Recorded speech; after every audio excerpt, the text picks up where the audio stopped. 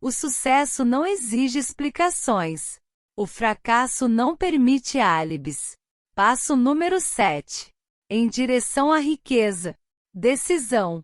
Você verá como cristalizar a opinião em decisão e levar tal decisão adiante. Compreenderá como e quando mudar uma decisão para maiores benefícios e lucros.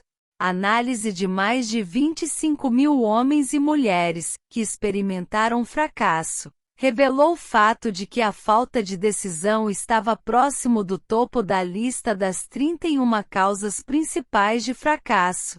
Procrastinação, o oposto da decisão, é inimigo comum que praticamente todo homem tem de vencer. Você terá a oportunidade de testar sua capacidade de chegar a decisões rápidas e definidas. Ao terminar a leitura deste livro e estiver pronto a começar pondo em ação os princípios que ele descreve. Análise de várias centenas de pessoas que acumularam fortunas bem acima do marco de $1 milhão revelou o fato de que todos eles tinham o hábito de chegar às decisões rapidamente, de mudar essas decisões devagar, se e quando eram mudadas. As pessoas que não conseguem acumular dinheiro, sem exceção, têm o hábito de chegar às decisões vagarosamente, mudando-as com rapidez e frequência. Uma das mais notáveis qualidades de Henry Ford era o hábito de chegar às decisões rápida e definitivamente mudando-as devagar. Essa qualidade era tão pronunciada em Ford, que lhe deu a fama de ser obstinado. Foi essa qualidade que o induziu a continuar a produção do seu famoso modelo T, o carro mais feio do mundo, quando todos os conselheiros e muitos compradores lhe recomendavam que o mudasse. Talvez Ford tivesse demorado demais em mudá-lo, mas o outro lado da história é que a firmeza e a decisão trouxeram-lhe vasta fortuna, antes que a mudança de modelo se tornasse necessária.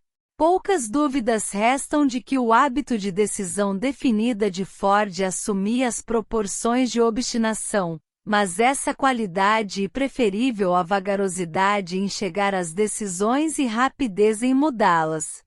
Opinião, artigo barato. A maioria das pessoas que não conseguem acumular dinheiro suficiente para suas necessidades, são geralmente influenciadas com facilidade pelas opiniões dos outros. Permitem aos jornais e aos vizinhos mexeriqueiros que pensem por eles. Opiniões são os artigos mais baratos na Terra. Todos têm um conjunto de opiniões pronto a soltar em quem quer que as aceite. Se você se deixar influenciar por opiniões, ao chegar às decisões, não terá êxito em nenhuma empresa, muito menos na de transformar o desejo em dinheiro. Se você for influenciado pela opinião dos outros, não terá desejo próprio. Não traia suas intenções ao começar a pôr em prática os princípios aqui descritos, chegando a decisões próprias e seguindo-as. Não as confie a ninguém, exceto aos membros do seu grupo de mente superior, e esteja seguro, na seleção desse grupo, de que escolheu apenas os que estão em completa simpatia e harmonia com seus propósitos. Amigos íntimos e parentes, embora sem o querer, prejudicam muitas vezes por suas opiniões e às vezes, através do ridículo, com intenção de se mostrarem humorísticos. Milhares de homens e mulheres trazem consigo, a vida inteira, complexos de inferioridade, porque alguma pessoa bem-intencionada, mas ignorante, destruiu-lhes a confiança através de opiniões ou do ridículo. Você possui cérebro e mente próprios. Use-os e chegue às suas próprias decisões.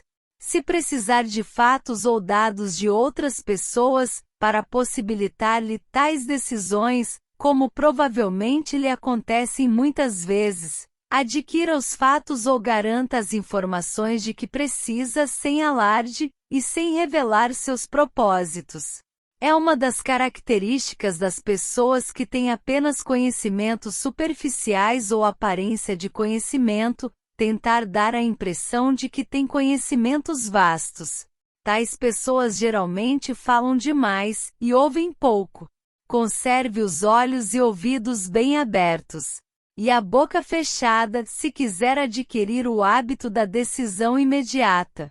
Os que falam demais fazem pouco mais do que isso. Se você falar mais do que escuta, não se priva de muitas oportunidades de acumular conhecimentos úteis, como ainda revela seus planos e propósitos a pessoas que terão imenso prazer em derrotá-lo, porque o invejam. Lembre-se também, cada vez que abrir a boca na presença de alguém que tem vastos conhecimentos, você exibe seu estoque de conhecimentos ou a falta deles. A sabedoria verdadeira se percebe geralmente pela modéstia e pelo silêncio. Não se esqueça do fato de que todas as pessoas com as quais você convive estão, como você, procurando a oportunidade de acumular dinheiro. Se você falar livremente demais sobre seus planos, pode ficar surpreso ao descobrir que alguém já passou à sua frente, usando os planos que você revelou tão tolamente. Que uma de suas primeiras decisões seja a de conservar a boca fechada e olhos e ouvidos abertos. Como lembrete para seguir esse conselho, será útil copiar o seguinte epigrama em letras grandes, colocando-o onde possa vê-lo diariamente. Diga ao mundo o que pretende fazer, mas mostre-o primeiro. É o equivalente ao dito: ações e não palavras são o que mais conta. História feita de decisões. O valor das decisões depende da coragem exigida para tomá-las. As grandes decisões que foram os fundamentos da civilização foram alcançadas à custa de grandes riscos, que muitas vezes significavam possibilidade de morrer. A decisão de Lincoln, de lançar sua famosa Proclamação da Emancipação, que deu liberdade ao povo de cor dos Estados Unidos, foi tomada com plena compreensão de que o ato poria contra ele milhares de amigos e seguidores. A decisão de Sócrates de tomar o copo de veneno, preferindo-o a transigir em sua crença pessoal, foi decisão corajosa. Fez o tempo avançar 1000 anos e deu, aos que ainda não eram nascidos, direito à liberdade de pensamento e de palavra. A decisão do general Robert E. Lee quando rompeu com a União e abraçou a causa do Sul, foi decisão corajosa, pois sabia que lhe poderia custar a própria vida e que certamente custaria muitas vidas humanas. Um incidente em Boston. A maior de todas as decisões, no que concerne a qualquer cidadão americano, foi tomada em Filadélfia, no dia 4 de julho de 1776, quando 56 homens assinaram um documento, que sabiam traria liberdade aos americanos ou então mandaria os 56 à forca. Você já ouviu falar desse famoso documento? Mas pode não ter extraído dele a grande lição de realização pessoal que tão abertamente ensina. Todos nós nos lembramos da data dessa momentosa decisão, mas poucos compreendem a coragem que exigiu. Lembramo-nos de nossa história como nos foi ensinada, das datas e nomes dos homens que lutaram, de Valley Forge e de Yorktown. Lembramo-nos de George Washington e Lord Cornwallis. Mas pouco sabemos das forças reais por trás desses nomes, datas e lugares.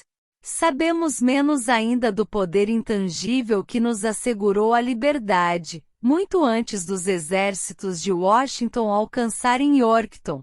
Chega a ser quase uma tragédia que os historiadores não se referissem, em absoluto, ao poder irresistível que deu origem e liberdade à nação destinada a erigir novos padrões de independência para todos os povos da Terra.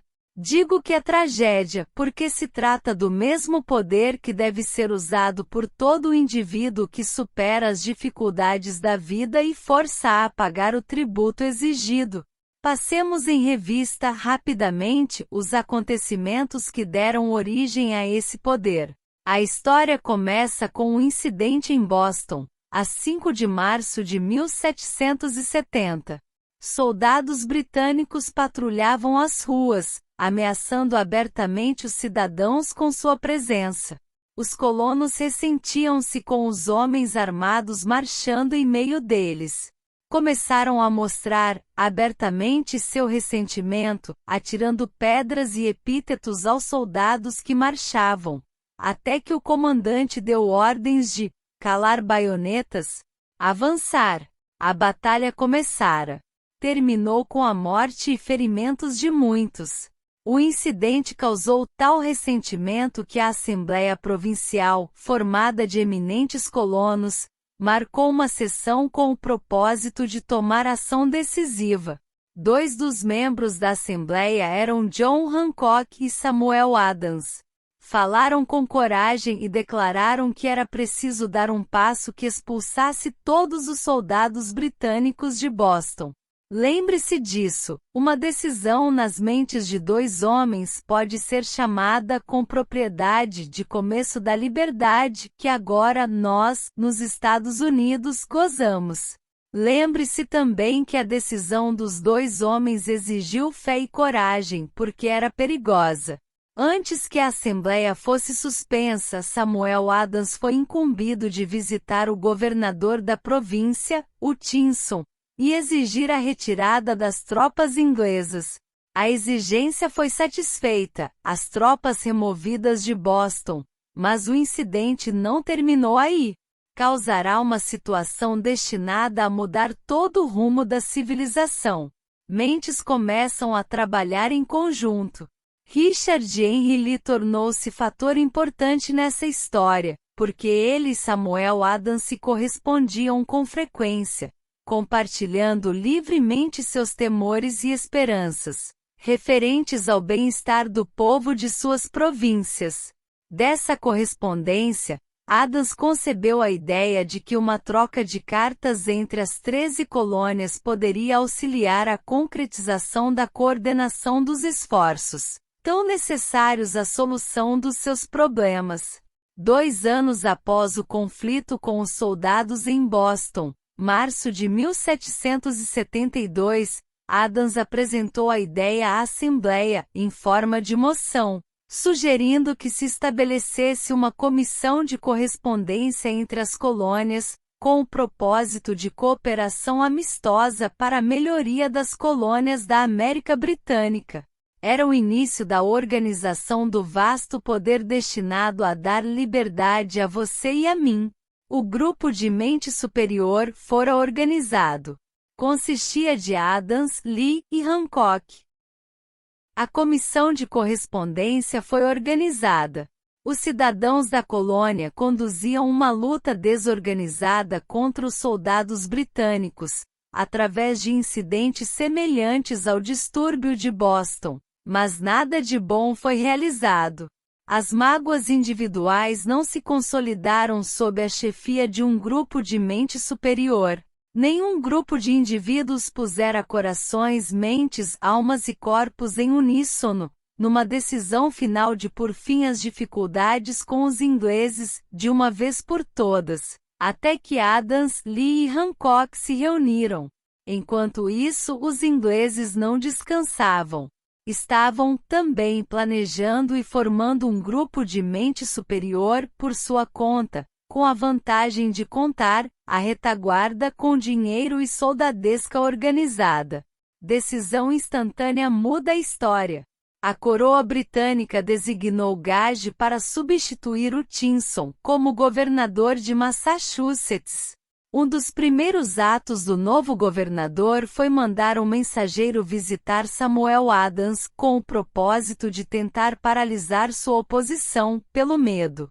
Para melhor entendermos o espírito do que se passou, reproduziremos a conversação entre o coronel Fenton, o mensageiro mandado por Gage, e Adams.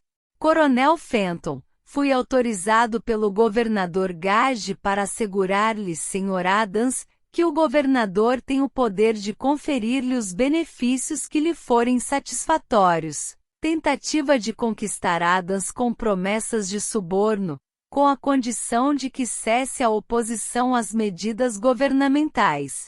o governador lhe aconselha que não incorra no desagrado de Sua Majestade. Sua conduta o torna sujeito às penalidades do ato de Henrique VII, pelo qual as pessoas podem ser enviadas à Inglaterra para julgamento por traição, ou cumplicidade em traição, a critério do governador da província. Mas se mudar o curso de sua política, não só receberá grandes vantagens pessoais, como também fará as pazes com o rei. Samuel Adams podia escolher entre duas decisões. Ou cessaria a oposição recebendo suborno pessoal ou continuaria, correndo o risco de ser enforcado. Chegará o tempo claramente em que Adams era forçado a chegar a uma decisão instantânea, decisão que poderia custar-lhe a vida. Insistiu em receber a palavra de honra do coronel Fenton de que transmitiria ao governador a resposta, exatamente como lhe fosse dada. A resposta de Adam: pode então dizer ao governador Gage que acredito há muito ter feito as pazes com o Rei dos Reis. Nenhuma consideração de ordem pessoal poderá induzir-me a abandonar a causa justa do meu país.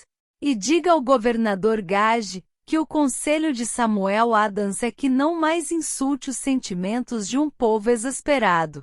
Quando Gage recebeu a resposta de Adams, ficou furioso e lançou a seguinte proclamação: faço constar, aqui em nome de Sua Majestade, o oferecimento e a promessa de seu mais gracioso perdão, a todas as pessoas que depuserem as armas e voltarem às tarefas de súditos pacíficos, excetuando apenas, do perdão, a Samuel Adams e a John Hancock, cujas ofensas são de natureza por demais criminosa, para admitir considerações outras que não as de punição condigna.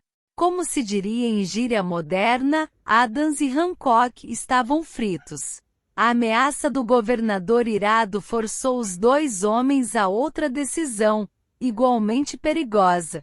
Convocaram apressadamente uma reunião secreta de seus mais leais seguidores.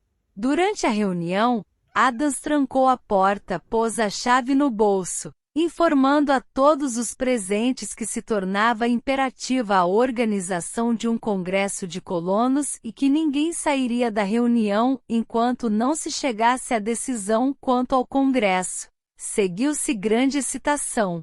Alguns ponderavam as consequências possíveis de tal radicalismo. Outros expressavam graves dúvidas quanto à sabedoria de uma decisão tão definida, desafiando a coroa. Fechados naquela sala havia dois homens imunes ao medo, cegos à possibilidade de fracasso, Hancock e Adams. Por influência de tais mentes, os outros foram induzidos a concordar que, através da comissão de correspondência, far-se-iam preparativos para uma reunião do primeiro Congresso Continental, a ser realizado em Filadélfia, no dia 5 de setembro de 1774. Lembre-se dessa data. É mais importante que 4 de julho de 1776. Se não tivesse havido a decisão de realizar o Congresso Continental, não teria havido assinatura da Declaração da Independência. Antes da primeira reunião do novo Congresso, outro líder, numa parte diferente do país, estava profundamente envolvido na edição de uma visão sumária dos direitos da América Britânica. Era Thomas Jefferson, da província de Virgínia, cujas relações com Lord Dunmore, representante da coroa na Virgínia, estavam tão tensas quanto as de Hancock e Adams com o governador deles. Pouco depois da publicação de seu famoso Sumário dos Direitos, Jefferson foi informado de que estaria sujeito à acusação de alta traição contra o governo de Sua Majestade.